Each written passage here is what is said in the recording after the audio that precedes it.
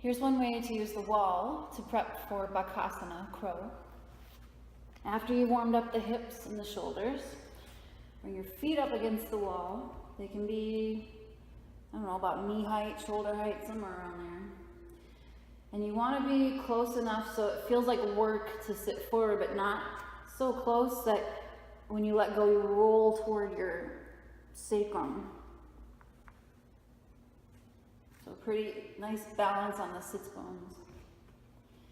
And take your hands up above your feet toward the wall. They don't have to touch it right away. And then bring one knee toward the armpit by simply pulling the heel away from the wall. And then you can do the other one. So you'll feel just some of the hip movement and the ankle movement.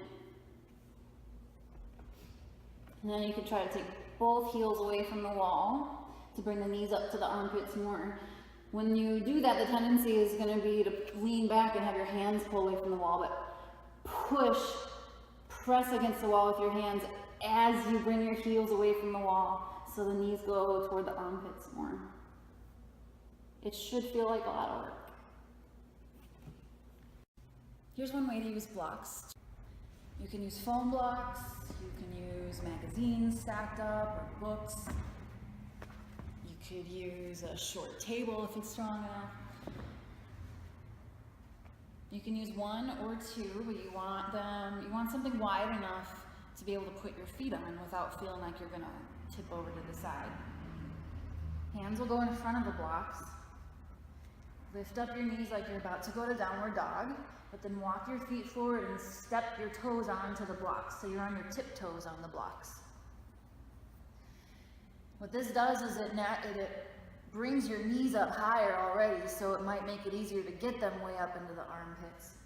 It might be hard to bring your palms all the way down. That's okay. You can start with just fingertips on the floor and then work your way down to bringing your palms down.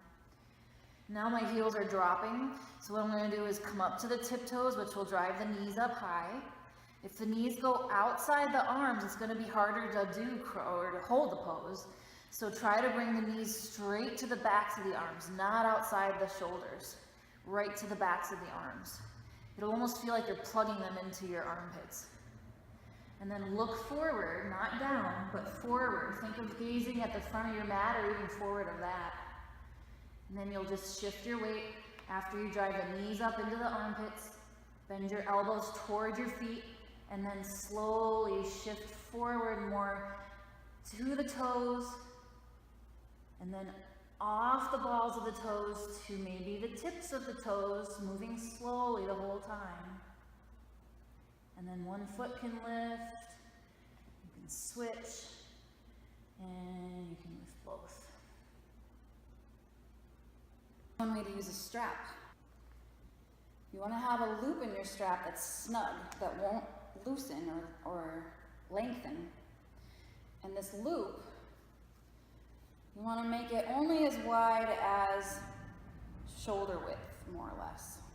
So when you press your upper arms against it, the elbows won't go further apart than your shoulders. So the strap will wrap around your upper arms, right above the elbows, not up by the shoulders, because then the elbows can still kind of move out to the sides. So you want it down by the elbows. And you get set up just like normal, however you get into crow. Drive the knees up to the backs of the armpits. Bend your elbows down toward your shins or your ankles. And then as you start to lean forward slowly into the upper body, your elbows won't be able to press out to the sides. It will feel harder, and that's okay. You'll have to use the core a little more to stay lighter in the hands. And then your feet will lift when you're ready. And then you can combine that with your use of blocks. Wrapping the strap around your upper arms. Bringing your hands in front of the block. Lift your knees like you're coming into downward dog, but then walk your feet forward and step them on the block. Drop the butt, lift the heels, Bring the knees to the backs of the armpits.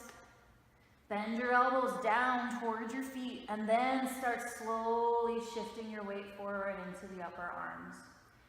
It's gonna feel like you're gonna fall, and I would suggest not going too fast and not going too far, because with the strap there, it makes it harder to catch your fall. So it might force you to work a little harder on just hanging out here without trying to actually lift the feet off the blocks. But when you're ready, you can lift one, switch, and maybe lift both.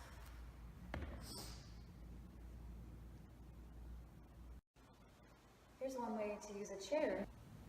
Swing your legs up and around the back of the chair. Get close enough so your knees are way up there and your legs are just kind of dangling off the edge. And then you're going to use your core strength like crazy to reach your arms forward without dropping back. Come forward and bring your armpits up and over the top of your knees. You can even do some crunches. Do core work if you want. Lean back, and up. Inhale. Exhale. You can bend the elbows, flex the wrists and ankles just like you're doing crow.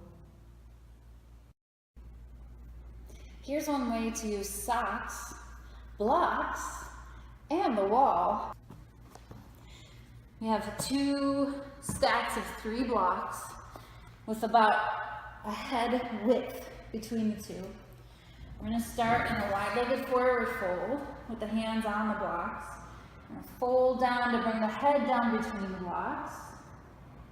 We'll start with the hands behind the blocks to get the shoulders situated on top of them.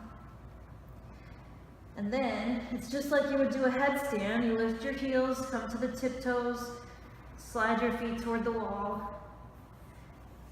And then as you're coming up, you'll need to bend the knees and then bring them to the backs of your armpits. So we're in a headstand here. The crown of my head is on the floor, my shoulders are on the blocks. To make it more like crow, use your core to balance and bring your hands up to the wall. Wrap the elbows in toward each other and then start to slide your feet up the wall using your socks. And then as you come back down, try to bring your knees up toward the armpits and then slide your feet back up the wall. And go up all the way if you want to, just like a headstand. Go slowly, otherwise you might roll away from the wall onto the back of your head. Knees to the backs of the armpits, and you can go one at a time. Maybe you take your feet away from the wall. This is basically headstand or tripod headstand prep. Put your hands up against the wall, which will probably feel significantly more challenging, possibly. Bring your feet against the wall, slowly lower your knees. And then take your feet apart. Keep the knees bent, feet flat to the wall first, and then flex the ankles to bring your feet flat to the floor. Palms to the mat, butt against the wall. Lift your head, look forward, press up onto your hands. Maybe you go one at a time to the blocks. And then you can do lay down. Here's one way to use an unconventional prop.